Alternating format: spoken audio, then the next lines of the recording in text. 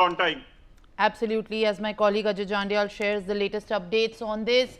Multiple flash floods incidents have also been reported today in another, in fact, state. In Himachal Pradesh's Mandi district at the Panarsa, Takoli and Nagwan areas along the Mandi Kullu stretch of the Chandigarh-Manali National Highway, connectivity on the highway has been blocked at several points. There has been no report of the loss of human lives in the incident as per the ASP of the Mandi. Kameshwar Sharma joins me for more details on this. Kameshwar, now the connectivity seems to be the badly hit avenue where the multiple flash floods are occurring at the same time across the Mandi and the nearby districts, which connects to many other districts in Himachal Pradesh, is concerned, as floods have triggered a massive issue for even the localites at this point of time. What is the status from the ground as far as now the rescue operations and the relief work is underway?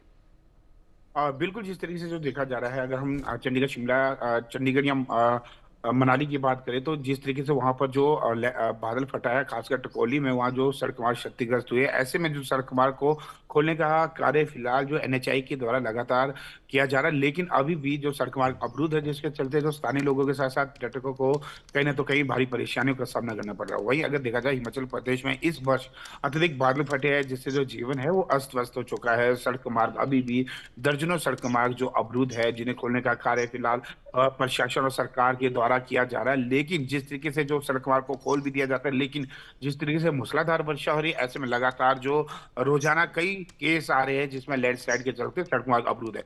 बीते दिन की बात करें, किन्नौर में जिस तरीके से जो मंदिर की तरफ, राधा कृष्णा की तरफ दो टूरिस्ट जा रहे थे जो कि दिल्ली के रहने वाले हैं, और अचानक पहाड़ से पत्थर गिरने के चलते उनकी मौत हो चुकी है।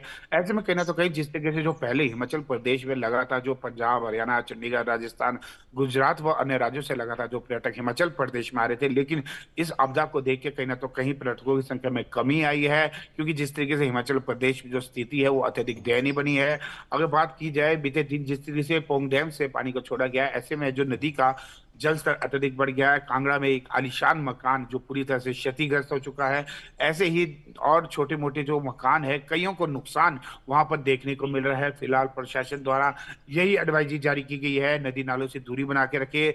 जब पानी को छोड़ा जाता है कहीं ना तो कहीं जो जल स्तर है वो 3 से 5 मीटर अत्यधिक बढ़ जाता है, जिसके चलते वहां जाना किसी जोखिम से कम नहीं। वही अगर देखा जाए झाकड़ी की बात करें, करछम, कोल डैम, पोंग डैम, इन सभी से जो लगातार जो पानी को छोड़ा जा रहा है, प्रशासन के द्वारा यही एडवाइजरी जारी की गई है, नदी नालों से दूरी बना के रखे। वहीं आज 5 जिला के लिए येलो अलर्ट जारी किया गया है, जिसमें चंबा, मंडी, कुल्लू और जो शिमला और सिरमौर के लिए भारी से भारी वर्षा की चेतावनी जारी की गई है।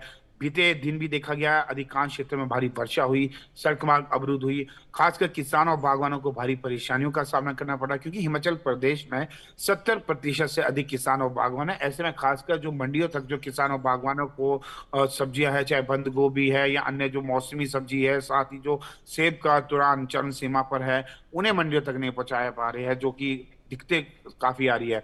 फिलहाल जिस तरीके से प्रशासन का यही प्रयास है कि जो सड़क मार्ग है, चाहे वो संपर्क सड़क मार्ग है या गांव के सड़क मार्ग है, उन्हें जल्द से जल्द दुरुस्त किया जाए, ताकि जो किसान और बागवान है सब्जियां और फल मंडियों तक पहुंचा सके। क्योंकि हिमाचल प्रदेश की अगर देखा जाए भौगोलिक स्थिति के अनुसार जो सड़क मार्ग की जीवन रेखा, जैसे मैदानी में रेलवे है, तो ऐसे में जो अधिकांश जो कार्य है वो हिमाचल प्रदेश में सड़क माध्यम से होता है। लेकिन सड़क मार्ग अवरुद्ध होने के चलते कहीं ना तो कहीं परेशानियां जरूर देखने को मिल रही है। अगर देखा जाए 20 जून से लेकर अभी तक हिमाचल प्रदेश में 261 लोगों की जाने गई है। अगर अभी देखा जाए 36 लोग अभी भी लापता है, जिन्हें ढूंढने का कार्य फिलहाल युद्ध स्तर पर किया जा रहा है। एनडीआरएफ की टीम, एसडीआरएफ, स्थानीय पुलिस और स्थानीय लोग लगातार जो लापता लोग हैं उन्हें ढूंढने का कार्य कर रहे हैं। अगर देखा जाए हिमाचल प्रदेश में नहीं, अपितु जिस तरीके से जम्मू या और उत्तराखंड की भी हम बात करें, वहां भी जो बादल फट रहे हैं, जो लोगों को समस्याएं काफी देखने को मिल रही है, क्योंकि जो सड़क मार्ग, क्योंकि जो भौगोलिक स्थिति के अनुसार जो पहाड़ी क्षेत्र में यदि सड़क मार्ग अवरुद्ध होता है, तो कहीं ना तो कहीं जो वैकल्पिक मार्ग है